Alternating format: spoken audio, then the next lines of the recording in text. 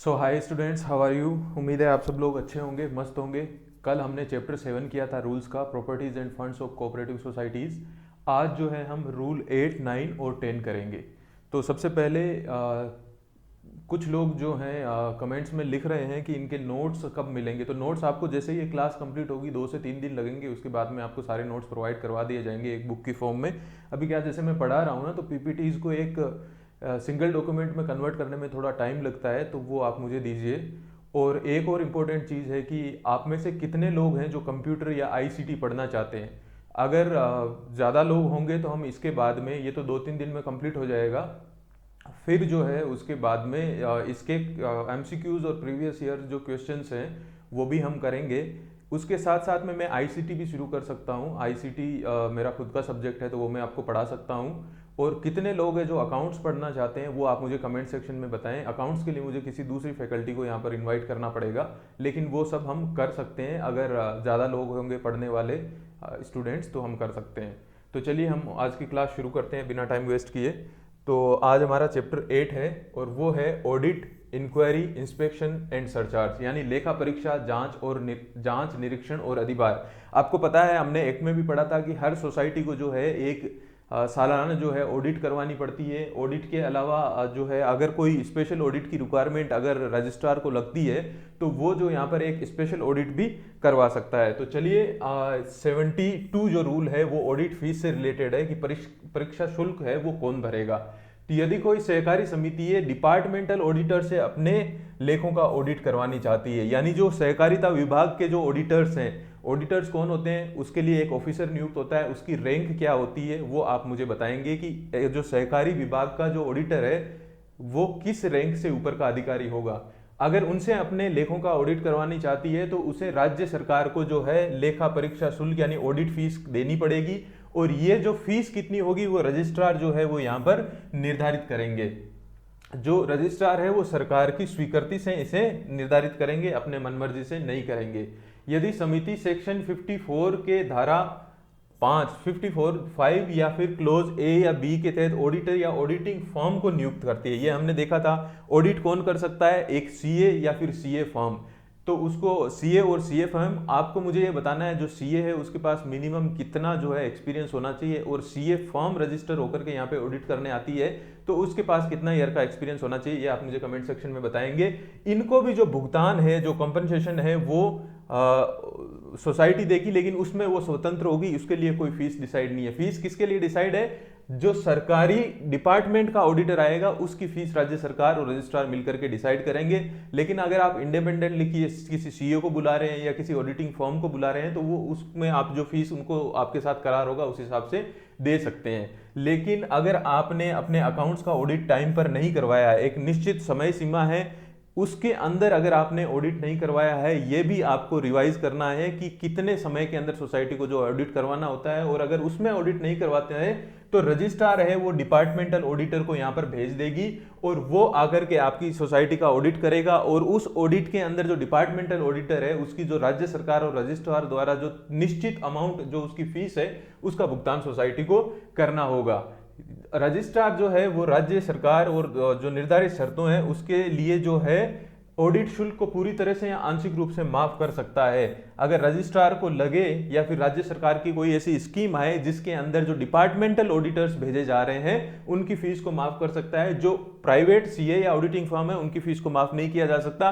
Fees माफ जो होती है वो सिर्फ और सिर्फ डिपार्टमेंटल ऑडिटर्स की होती है। नेक्स्ट है 73 विच is procedure for appointment of auditors and conducting audits. Auditors और जो ऑडिट्स करने वाले हैं उनकी नियुक्ति किस प्रकार से होगी। ऐसा नहीं है कि आपने एक सोसाइटी का रजिस्ट्रेशन करवा रखा है, आप एक सोसाइटी चला रहे हैं तो आप अपनी मर्जी से किसी भी सीए को लेकर के आ गए, क्यों नहीं ला सकते। हो सकता है कोई आपका जानकार सीए हो और उसमें आपके कुछ जो है घपला करने के चांसेस हो, तो इससे बचने के लिए जो ऑडिटर्स हैं जो आपकी सोसाइटी का ऑडिट करते हैं उनकी लिस्ट जो है वो रजिस्ट्रार जारी करेगा कि ये ऑडिटिंग फर्म्स हैं, ये सीए हैं और ये हमारे डिपार्टमेंटल ऑडिटर्स हैं, इनसे ही आपको करवाना पड़ेगा। एक लंबी चौड़ी लिस्ट आती है उसके लिए। तो प्रत्येक सहकारी समिति का एक कर्तव्य है कि वो प्रत्येक वर्ष अपने लेखों का ऑडिट करवाए, ये हमने पढ़ लिया। पैनल ऑफ ऑडिटर्स और ऑडिटिंग फर्म्स जो है उसकी सूची कौन तैयार करेगा, ये यहाँ पर रजिस्ट्रार तैयार करेगा। ये जो है 3 भागों में होगा, ऑब्वियसली हमने देखा है पार्ट ए जो होगा उसके अंदर सारे सीए होंगे जिनके पास 3 साल से ऊपर का अनुभव है। जितने भी ऑडिटर्स के अंदर जो सीए हैं उनके नाम होंगे। पार्ट बी के अंदर जितने भी ऑडिटिंग फॉर्म्स हैं वो होगी, और पार्ट सी के अंदर डिपार्टमेंटल ऑडिटर्स होंगे। यानी जो रजिस्ट्रार है वो प्रत्येक वर्ष जो है वो क्या करेगा, कुछ सीए, ऑडिटिंग फॉर्म्स और डिपार्टमेंटल ऑडिटिंग ऑफिसर्स जो है, डिपार्टमेंटल ऑडिटर्स हैं, उनकी लिस्ट जारी करेगा, और उस लिस्ट में से आप किसी भी एक ऑडिटर को चुनकर के अपनी सोसाइटी का ऑडिट करवा सकते हैं। प्रत्येक समिति को वित्तीय वर्ष के लिए ऑडिटर या ऑडिटिंग फर्म की नियुक्ति मई के अंत तक करनी होगी। कब तक? आपका फाइनेंशियल ईयर कब खत्म होता है? मार्च में। और मई से पहले पहले आपको ऑडिटर अपॉइंट करना पड़ेगा। आपको जो ऑडिटर है वो इस लिस्ट में से आपकी सोसाइटी है, ये जो ऑडिटर्स की लिस्ट होती है, ऑडिटर लिस्ट, इस लिस्ट में से जो कौन जारी करता है? ये लिस्ट जारी करता है रजिस्ट्रार। और इस रजिस्ट्रार ने जो लिस्ट जारी करी है उसमें से आप एक ऑडिटर या फिर ऑडिटिंग फर्म या कुछ जो डिपार्टमेंटल जो ऑडिटर्स हैं उनमें से उनको आप सेलेक्ट करेंगे और उनको आप अपॉइंट कर देंगे। कब? मई से पहले। मई से पहले जो है आपको एक ऑडिटर को यहाँ पर जो है नियुक्ति करनी पड़ेगी। नेक्स्ट हमारे पास में आता है ऑडिटर या ऑडिटिंग फर्म की नियुक्ति का निर्णय समिति की कार्यकारिणी यानी कमिटी जो है वो निर्णय लेगी। कमिटी के अंदर कितने मेंबर्स होते हैं आपको पता ही है, 16 मेंबर्स हो सकते हैं, अप टू 16 मेंबर, कम भी हो सकते हैं बट अप टू 16 मेंबर्स होते हैं। ये लोग निर्णय लेंगे कि हमें किससे ऑडिट करवाना है, उस लिस्ट के अंदर जो भी नाम है उनमें से। यदि समिति भाग सी से ऑडिट नियुक्त करती है, भाग सी यानी पार्ट सी, पार्ट सी में कौन है? पार्ट सी में हमारे पास में है डिपार्टमेंटल ऑफिसर्स जो एज ए ऑडिटर नियुक्त होते हैं। अगर उनकी नियुक्ति करती है तो वह सीधे ऑडिटर को नियुक्ति पत्र नहीं देगी। अगर लिस्ट के अंदर आप कोई सीए है उसको डायरेक्टली आप फोन करके बोल सकते हैं कि आप हमारे ऑडिट करने आ जाइए, फर्म को भी बोल सकते हैं। लेकिन अगर डिपार्टमेंट का ऑफिसर है उसको आप बुलाना चाहते हैं तो वो क्या करेगी? रजिस्ट्रार को एप्लीकेशन देगी और रजिस्ट्रार अलॉट करेगा एक ऑफिसर को। यदि समिति समय पर ऑडिटर की नियुक्ति नहीं करती है तो रजिस्ट्रार जो है स्वयं जो है ऑडिटर नियुक्त कर देगा। ये हमने पढ़ लिया। ये जो है रजिस्ट्रार किसी स्पेशल सोसाइटी या फिर किसी सोसाइटी के जो वर्ग हैं, जो ग्रुप ऑफ सोसाइटीज हैं, उनके लिए कोई ऑडिटर नियुक्त कर सकता है। लेकिन कोई भी ऑडिटिंग फर्म, ऑडिटर, कोई भी सीए है वो 2 वर्ष से ज्यादा तक आपका जो है ऑडिट नहीं कर सकता। लगातार 2 वर्ष का टाइम है, 2 वर्ष के बाद में आपको उसे बदलना पड़ेगा। ऐसा नहीं है आपने एक सीए अपॉइंट किया और वो सालों साल चले आ रहा है, ये बिल्कुल नहीं होगा। 2 साल अधिकतम जो है आप एक फर्म से या एक सीए से या एक डिपार्टमेंटल ऑफिसर से आप मैक्सिमम 2 साल तक जो है ऑडिट करवा सकते हैं। और ऑडिट कहाँ से शुरू होगा? जब पिछले ऑडिट की जो लास्ट डेट होगी, ऑब्वियसली जब कोई ऑडिट करने जाएगा तो एक लास्ट डेट होगी और उस लास्ट डेट से जो है हमारा ऑडिटिंग फर्म या फिर जो ऑडिट है वो शुरू होगा। उस डेट से जितने भी लेन देन हुए हैं, जो भी अकाउंट्स हैं, उनकी ऑडिटिंग शुरू होगी और सहकारी वर्ष की अंतिम तिथि तक चलेगा। लास्ट जो डेट है, लास्ट डेट से ये शुरू होगा और 31 मार्च तक यहाँ पर चलेगा, जो हमारा सहकारी वर्ष की अंतिम तिथि है। रजिस्ट्रार समिति द्वारा तैयार किए जाने वाले विवरणों और खातों के प्रारूप निर्दिष्ट कर सकता है। यानी जो ऑडिटर ऑडिट करने आ रहा है उसके लिए जो समिति उसको जो विवरण और अकाउंट्स दे रही है उनका जो है निश्चित कर सकता है कि आपको इस प्रारूप में देना है। ऑडिट रिपोर्ट जो है वो कमेटी को भी देगा ऑडिटर, और किसको देगा? रजिस्ट्रार को भी देगा। और उस ऑडिट रिपोर्ट में ये बताना होगा कि ऑडिटर को सारी जो है इंपॉर्टेंट इंफॉर्मेशन है और स्पष्टीकरण है या नहीं। अगर कोई समिति सारी ऑडिट रिपोर्ट क्लियरली नहीं देती है या फिर स्पष्टीकरण नहीं देती है तो वो किसको कहाँ लिखेगा? इसको ऑडिट रिपोर्ट में बता दिया जाएगा। लेकिन अगर ऑडिट रिपोर्ट में किसी मामले का उत्तर नकारात्मक या आरक्षण के साथ दिया जाता है तो उसके कारण बताने होंगे। यानी कोई रिजर्व कैटेगरी में दिया जाता है या फिर नेगेटिव दिया जाता है कि ये चीज मुझे नहीं मिली या फिर इतना पैसा है, इसका लेखा जोखा मुझे नहीं मिल रहा है, तो उसके उत्तर जो है वो बताने होंगे। ऑडिट रिपोर्ट के अंदर जो है क्या क्या चीजें हो सकती है?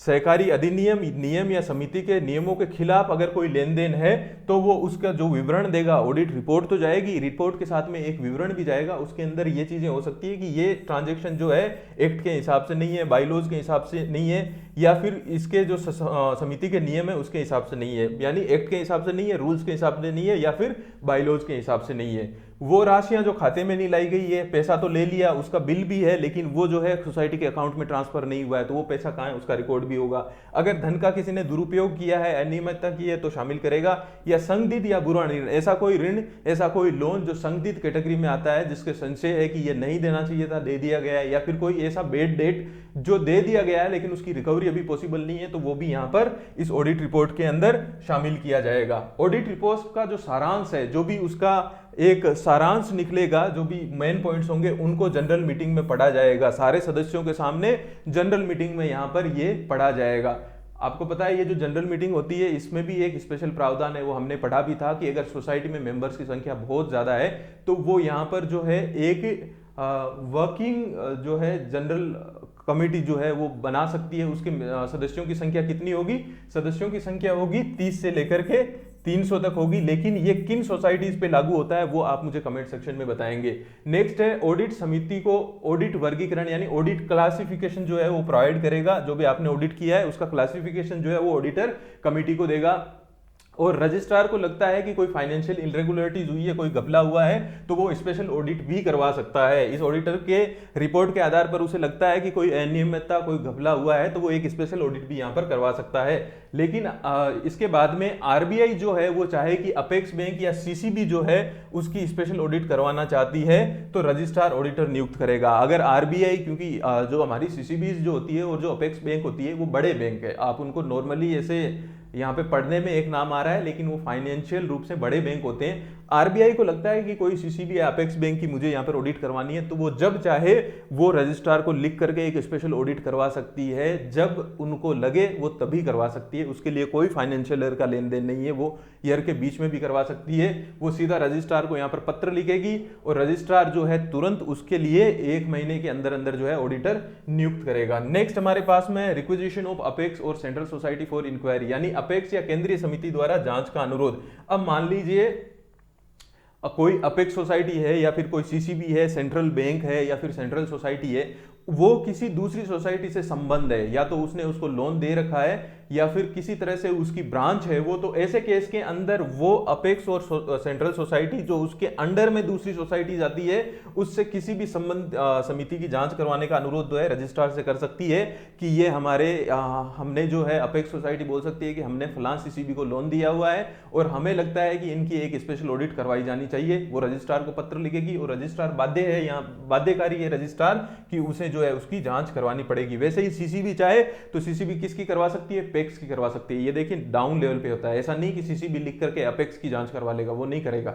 सीसीबी के अंडर आने वाले जितने भी बैंक्स हैं उनको वो जो है यहाँ पर उनकी जांच करवा सकता है, ऑडिट करवा सकता है। जिनको सीसीबी ने ऋण दिया हो, किसी की भी नहीं करवा सकते जो उसके लेन देन से संबंधित हो, जिसको उन्होंने ऋण दिया हो। नेक्स्ट हमारे पास में है rule number 75 which is procedure and principle of conduct of inquiry and inspection, यानी जांच और निरीक्षण की प्रक्रिया और सिद्धांत।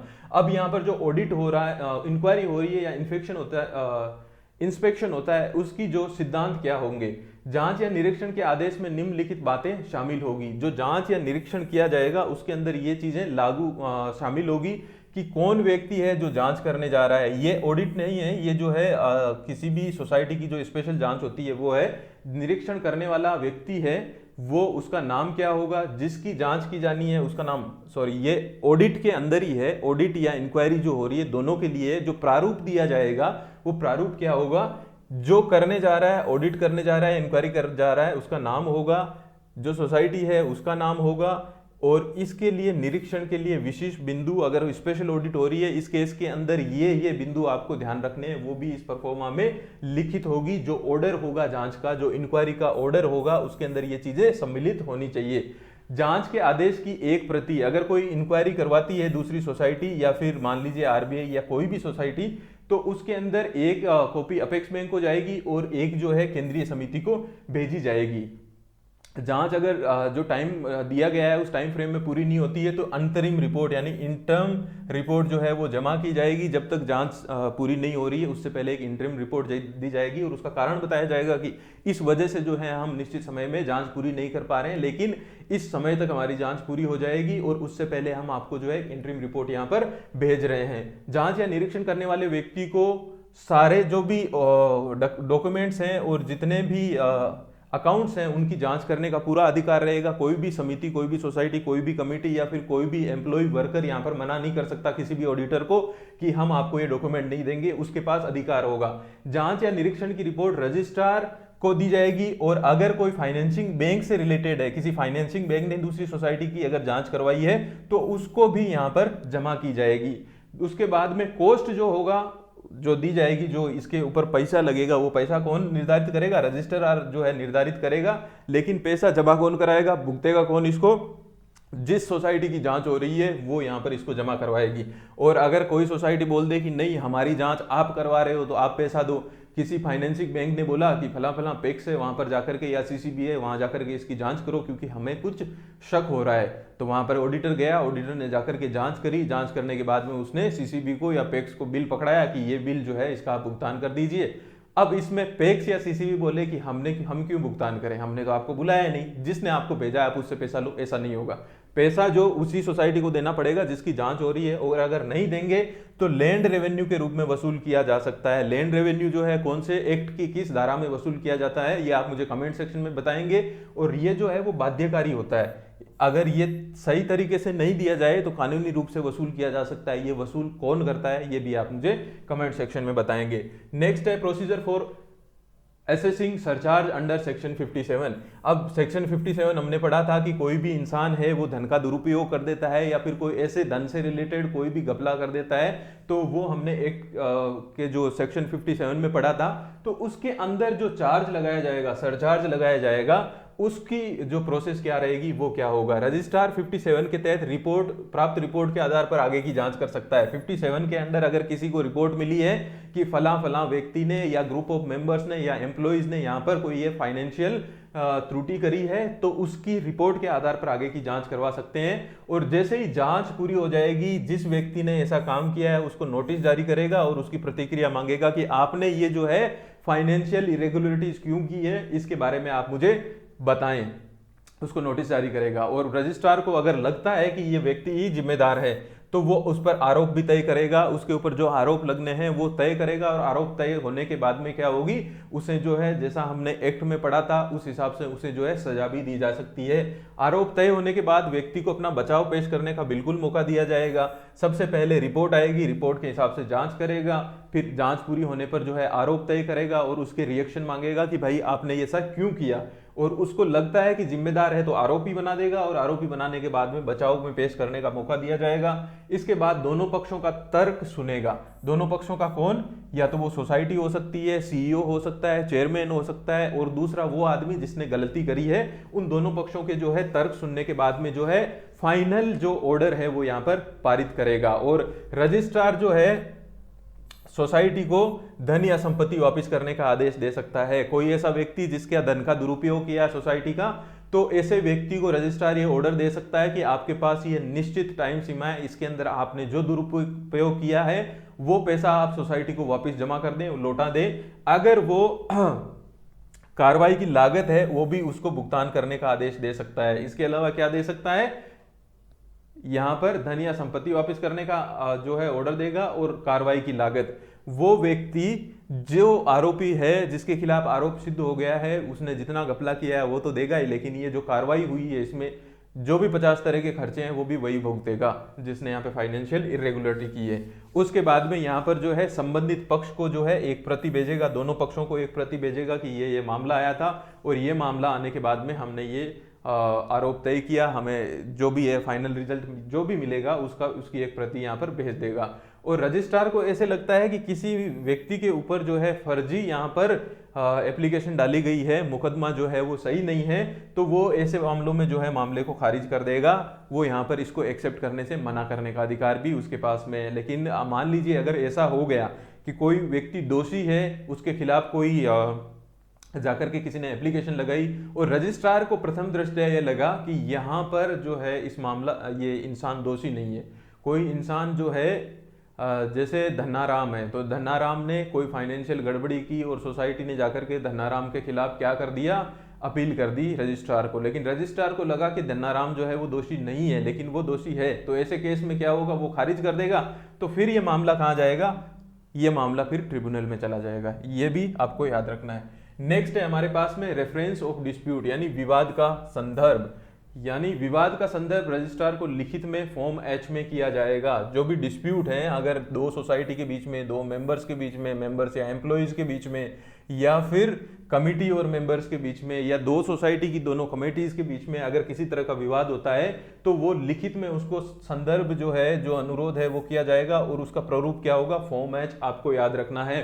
3 माह में अगर मान लिया सेटलमेंट ऑफ डिस्प्यूट्स में हमने पढ़ा था कि मध्यस्थता के लिए यहाँ पर लोगों को भेजा जा सकता है, किसी मध्यस्थ को भेजा, रजिस्ट्रार ने भेजा या दोनों पार्टीज मिलकर के किसी आर्बिट्रेटर के पास गई, मध्यस्थ व्यक्ति के पास में गई और उसने 3 महीने में निर्णय नहीं दिया तो रजिस्ट्रार इसे अपने हाथ में ले लेगा और दूसरे मध्यस्थ को या दूसरे आर्बिट्रेटर को यहाँ पर भेज देगा कि इनसे जो है इस मामले का निपटान नहीं हो रहा है, ये जो डिस्प्यूट है इसका सेटलमेंट नहीं हो रहा है, तो आप जाइए और इस डिस्प्यूट का सेटलमेंट कीजिए। नेक्स्ट रूल है हमारे पास में 78, procedure for hearing and decision of dispute. अब जो डिसीजन लिया जाएगा डिस्प्यूट का, जो हियरिंग किया जाएगा, यहां पर तो क्या हो गया, मोटा मोटी यही हो गया कि आपको फॉर्म एच में लिख करके कोई डिस्प्यूट देना है, रजिस्ट्रार के पास में वो जाएगा, रजिस्ट्रार जो है वो मध्यस्थ को भेजेगा और मध्यस्थ 3 महीने में उसको सॉल्व नहीं करता है तो वो दूसरे किसी आर्बिट्रेटर को भेज देगा। लेकिन अब इसकी प्रोसीजर क्या होती है, सबसे पहले 3 महीने में नहीं निपटाया जाता है तो रजिस्ट्रार विवाद को वापस ले सकता है, ये हमने पढ़ लिया।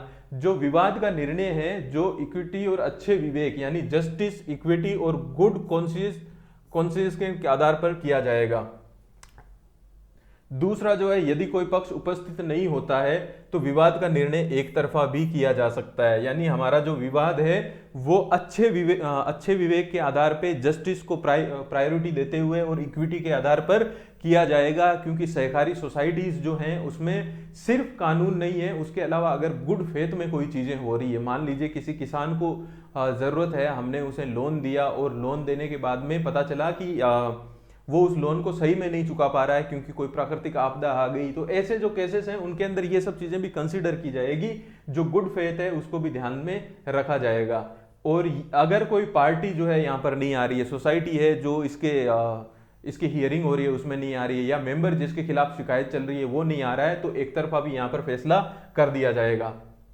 अब जो आर्बिट्रेटर है वो जो भी निर्णय लेगा वो रजिस्ट्रार को भेज दिया जाएगा। 79 है summons, notice and fixing of dates, places etcetera in connection with dispute. यानी विवाद से संबंधित समन, नोटिस, तिथि और स्थान आदि का निर्धारण कैसे किया जाएगा। अगर कोई विवाद हो गया है तो उसका समन कैसे किया जाएगा, उसको नोटिस कब किया जाएगा, उसकी डेट क्या होगी और किस जगह वो सुना जाएगा, इसका निर्धारण कैसे किया जाएगा, ये हमारे पास में रूल नंबर 79 में है। रजिस्ट्रार या मध्यस्थ विवाद की सुनवाई के लिए समन या नोटिस जारी कर सकता है। नोटिस जारी कब करेगा, वो सुनवाई से 15 दिन पहले, जब उसकी सुनवाई होनी है मामले की, उस मामले की सुनवाई से कम 15 दिन पहले जो है वो यहां पर उनको नोटिस जारी करेगा। नोटिस जो है वो तहसीलदार या सहकारी विभाग के कर्मचारियों द्वारा यहां पर नोटिस की तामील की जा सकती है। या तो तहसीलदार है वो ये सुनिश्चित कर सकता है कि नोटिस की तामील हो रही है या नहीं, पार्टीज को नोटिस मिला है या नहीं, वो हियरिंग में आ रहे हैं या नहीं, या फिर जो विभाग है सहकारी विभाग उसके कर्मचारी इसको सुनिश्चित कर सकते हैं।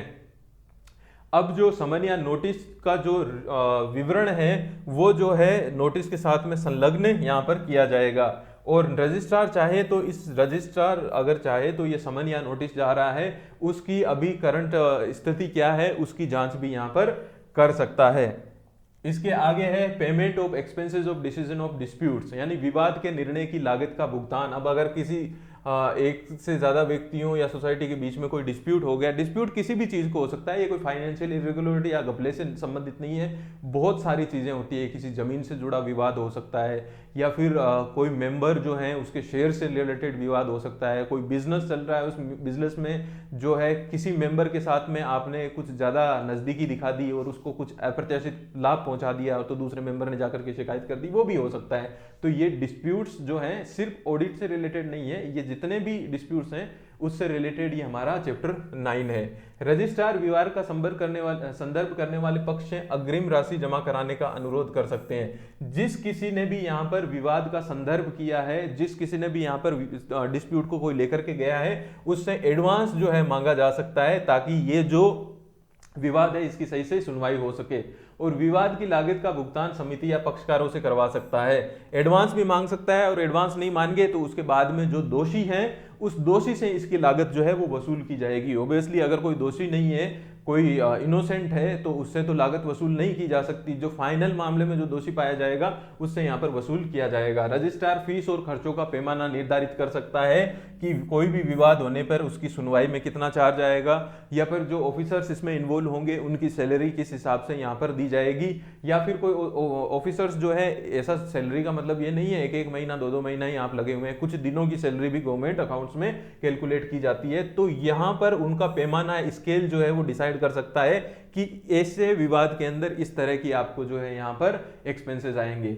नेक्स्ट 80 के अंदर ही है हमारे पास में, इससे रिलेटेड ही है, this is 81 which is registrar power to wind up a society. समिति को समाप्त करने की रजिस्ट्रार की शक्ति जो है, रजिस्ट्रार समिति को समाप्त करने का एकदम आदेश जारी कर सकता है। और अगर कोई रिजर्व बैंक ऑफ इंडिया अगर चाहे कि किसी हमें अपेक्स कोऑपरेटिव बैंक या फिर सेंट्रल कोऑपरेटिव बैंक को समाप्त करना है, वाइंड अप करना है, ये हमारे हिसाब से रेगुलेटरी जो नॉर्म्स है उसके हिसाब से नहीं चल रही हैं, या फिर जो बैंकिंग अधिनियम की जो धाराएं हैं उनके हिसाब से ये जो आवश्यक शर्तों की पूर्ति नहीं करती हैं, तो ऐसे केस में आरबीआई जो है रजिस्ट्रार को जो है क्या कर सकते हैं, उसको सजेशन दे सकते हैं। सजेशन क्या है, ये एक तरीके का ऑर्डर ही होता है यहाँ पे थोड़ा कानूनी में, क्योंकि रजिस्ट्रार भी एक बड़ी पोस्ट है तो इसके लिए सलाह लिखा हुआ है, लेकिन ये ऑर्डर ही होता है। और रजिस्ट्रार को 1 महीने के भीतर यहाँ पे लिक्विडेटर है वो अपॉइंट करना पड़ेगा। एक ऑफिसर है जिसको वो लिक्विडेटर बना करके भेजेगा, और लिक्विडेटर है वो कौन होना चाहिए ये भी हम पढ़ चुके हैं। आपको बताना है कि यहाँ पर लिक्विडेटर जो है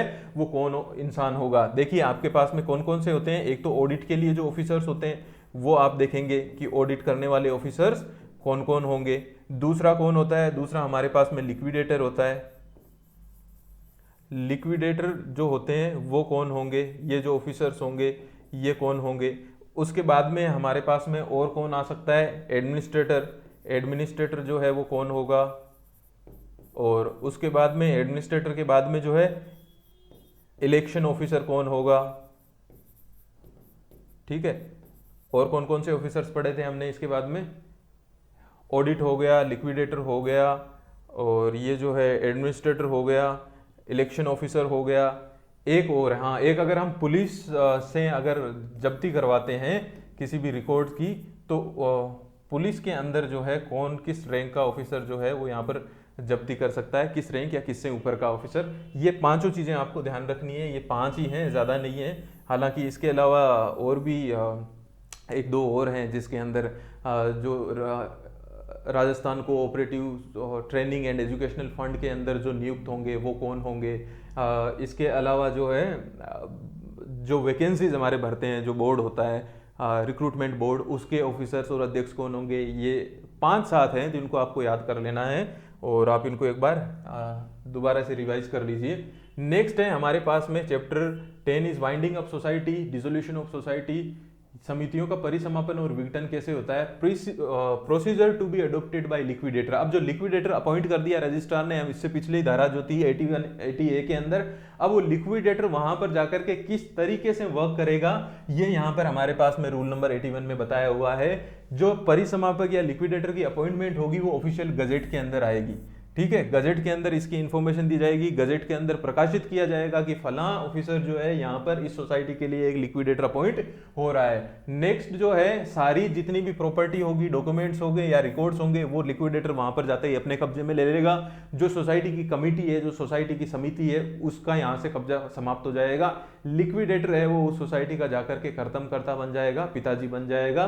बाकी जितने भी सोसाइटी के पहले वाले पिताजी थे उनको इस्तीफा दिलवा दिया जाएगा यहाँ पर। अब समिति के विरुद्ध जितने भी क्लेम्स हैं उनको जमा करने के लिए नोटिस जारी करेगा। जो भी सोसाइटी, जो भी व्यक्ति जो है जिन्होंने समिति के विरुद्ध जो है क्लेम लगा रखे हैं, उनको जारी करने के लिए नोटिस जारी करेगा कि आपको इस सोसाइटी से क्या दिक्कत है, क्या आपके क्लेम है, मेरे पास ला करके जमा करवा दो।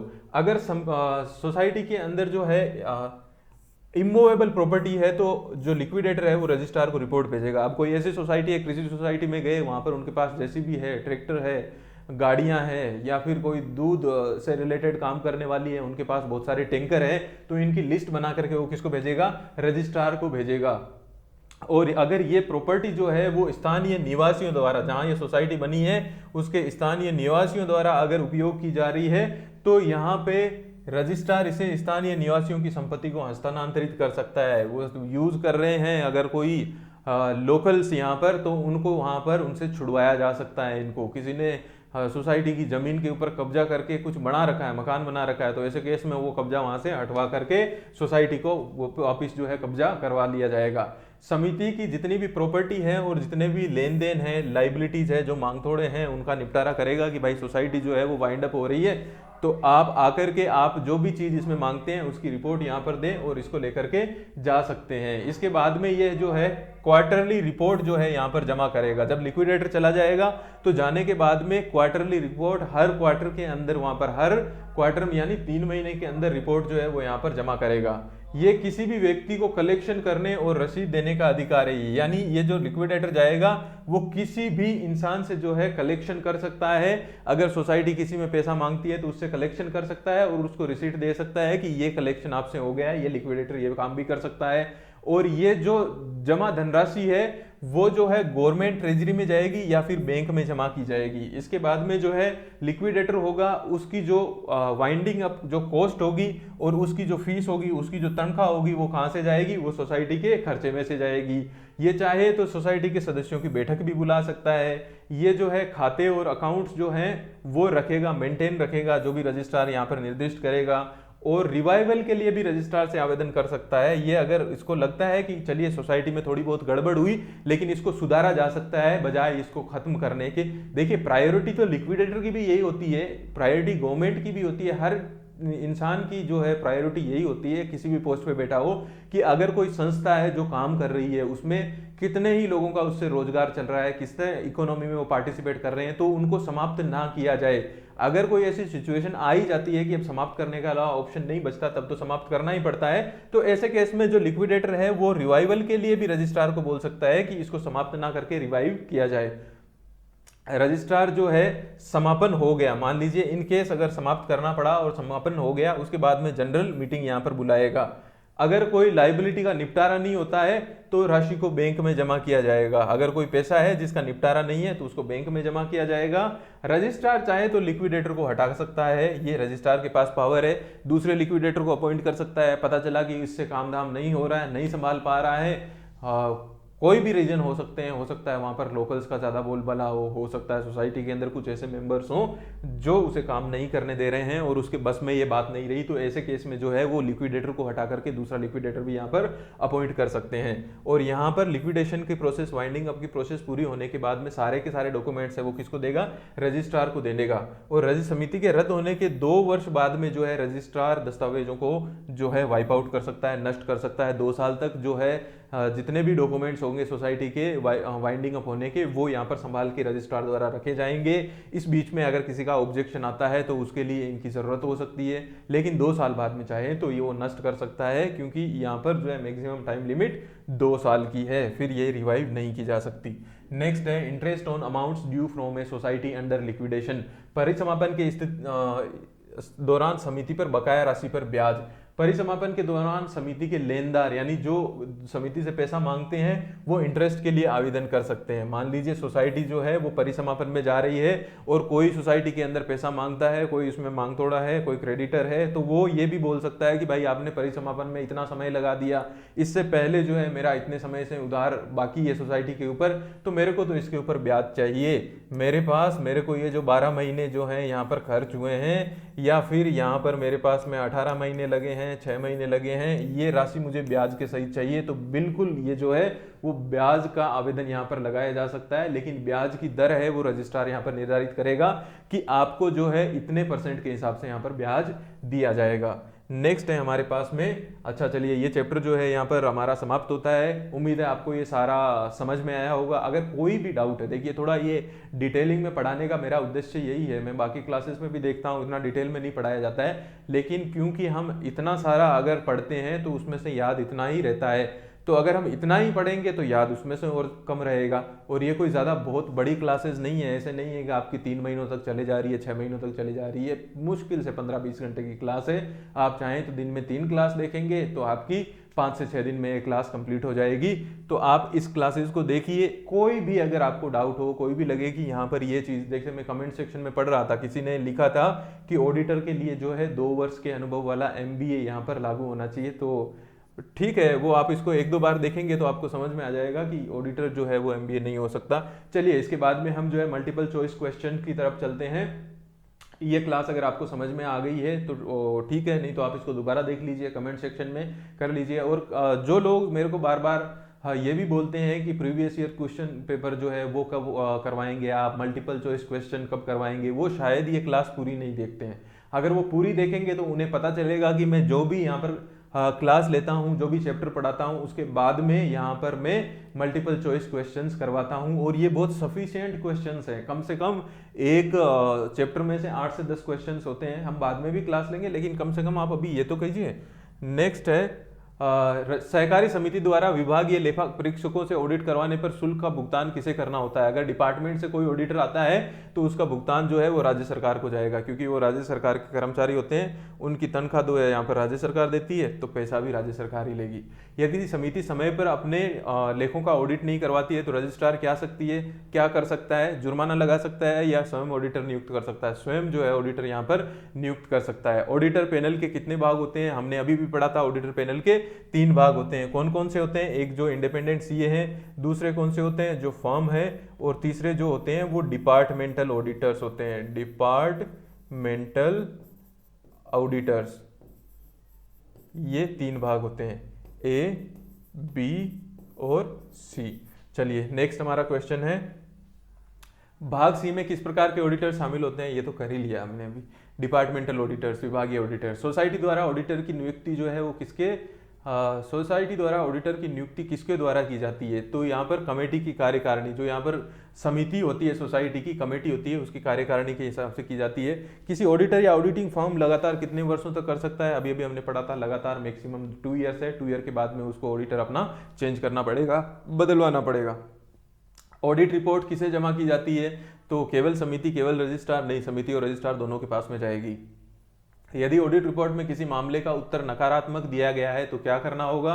अगर नकारात्मक दिया गया है, किसी ऑडिटर ने आकर के बोला है कि ये फला फला चीज है वो मुझे नहीं यहाँ पर मिल रही है, नकारात्मक है, तो सोसाइटी की कमेटी को यहाँ पर कारण बताना पड़ेगा क्यों हो रहा है ऐसा। ऑडिट रिपोर्ट में कौन सी जानकारी शामिल होती है। तो ऑडिट रिपोर्ट के अंदर केवल लाभ एवं हाथी खाते, केवल संपत्ति और नहीं, सभी लेन देन और अनियमितताएं, सभी चीजें जो है ऑडिट रिपोर्ट में यहाँ पर शामिल की जाती है। नेक्स्ट है, ऑडिट रिपोर्ट का सारांश कहाँ पर पढ़ा जाता है। तो अभी अभी हमने पढ़ा कि ये सामान्य सभा के अंदर उसका सारांश पढ़ा जाता है सब मेंबर्स के सामने। स्पेशल ऑडिट किसके आदेश पर किया जा सकता है। समिति, रजिस्ट्रार, राज्य सरकार या भारतीय रिजर्व बैंक। जो है रजिस्ट्रार जो है वो अगर स्पेशल ऑडिट करवाना चाहे तो करवा सकता है। जो है आरबीआई भी करवा सकता है, लेकिन आरबीआई किसको भेजेगा, रजिस्ट्रार को भेजेगा। अगर कोई समिति करवा रही है तो वो भी रिक्वेस्ट किसके भेजेगी, रजिस्ट्रार को भेजेगी। गवर्नमेंट तो इंटरफेयर नहीं करती, लेकिन अगर करवाना चाहे तो वो भी किसको भेजेगी, रजिस्ट्रार को भेजेगी। तो ऑर्डर कौन देगा यहाँ पर, स्पेशल ऑडिट का रजिस्ट्रार ही देगा। अपेक्स सहकारी समिति यानी अपेक्स बैंक के लिए विशेष ऑडिट का अनुरोध कौन कर सकता है, आरबीआई कर सकती है। किसे करेगी, रजिस्ट्रार को करेगी। नेक्स्ट है, इंक्वायरी के आदेश में क्या शामिल होना चाहिए। समिति का नाम, जांचकर्ता का नाम, जांचकर्ता का नाम और जांच के बिंदु सारे ही यहाँ पर शामिल होने चाहिए। जांच की रिपोर्ट किसे जमा की जाती है, समिति और रजिस्ट्रार दोनों को जमा की जाती है या केवल समिति या फिर केवल रजिस्ट्रार को की जाती है। क्योंकि हमारी इंक्वायरी है वो यहाँ पर कौन करवाता है, रजिस्ट्रार करवाता है, तो यहाँ पर रजिस्ट्रार को जो है यहाँ पर जांच की रिपोर्ट जमा की जाती है। ये जांच है, this is inquiry, this is not audit. ठीक है, इंक्वायरी की बात हो रही है यहाँ पर। नेक्स्ट हमारे पास में धारा 57 के तहत सरचार्ज आंकलन की प्रक्रिया में रजिस्ट्रार क्या कर सकता है। सरचार्ज अगर आंकलन की प्रक्रिया में जांच कर सकता है, नोटिस जारी कर सकता है, जांच भी कर सकता है, नोटिस भी जारी कर सकता है, आरोप भी तय कर सकता है, बुला करके उसकी मामले का निपटान कर सकता है। नेक्स्ट है, रेफरेंस टू डिस्प्यूट किसे किया जाता है। जो विवाद का संदर्भ है वो किसे किया जाता है, रजिस्ट्रार को। रजिस्ट्रार के पास जो है कौन से फॉर्म के अंदर, फॉर्म का नाम आपको बताना है कि किस फॉर्म के अंदर जो है यहाँ पर संदर्भ जो है वो किया जाएगा रजिस्ट्रार को, उसको जो है अप्लाई किया जाएगा किसी भी डिस्प्यूट के लिए। नेक्स्ट है, विवाद का निर्णय किस आधार पर किया जाता है। विवाद का निर्णय अभी हमने देखा था न्याय, इक्विटी और अच्छे विवेक के आधार पर किया जाता है। यदि कोई पक्ष विवाद की सुनवाई में उपस्थित नहीं होता है, नहीं होता तो नहीं होता है, इसमें किसी की गलती नहीं है। उसमें अगर रजिस्ट्रार ने उनको ऑर्डर दे दिया है, उनके पास में गवर्नमेंट ऑर्डर आ गया है, फिर भी नहीं आ रहे हैं, तो एक तरफा कर दिया जाएगा यहाँ पर उसकी सुनवाई के बाद में निर्णय जो होगा। नेक्स्ट है, समिति को समाप्त करने का आदेश कौन जारी करता है, रजिस्ट्रार करता है। ऑब्वियसली।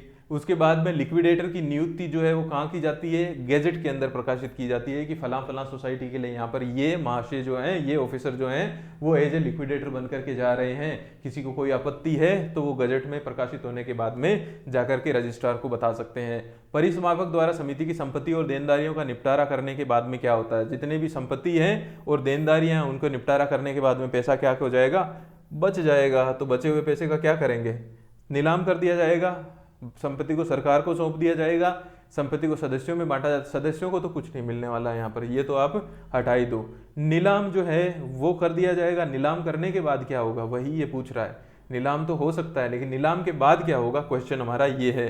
सरकार को सौंपा जाता है, क्यों भाई सरकार को क्यों सौंपा जाएगा, सरकार से इसका कोई लेना देना नहीं है। सरकार को तब पैसे का चुकान किया जाता है, जब चुकता किया जाता है जब उसने किसी भी सोसाइटी में इन्वेस्ट किया हो और वो भी उनको जो है धनराशि दी जाती है, संपत्ति जो है वो नहीं सौंपी जाती।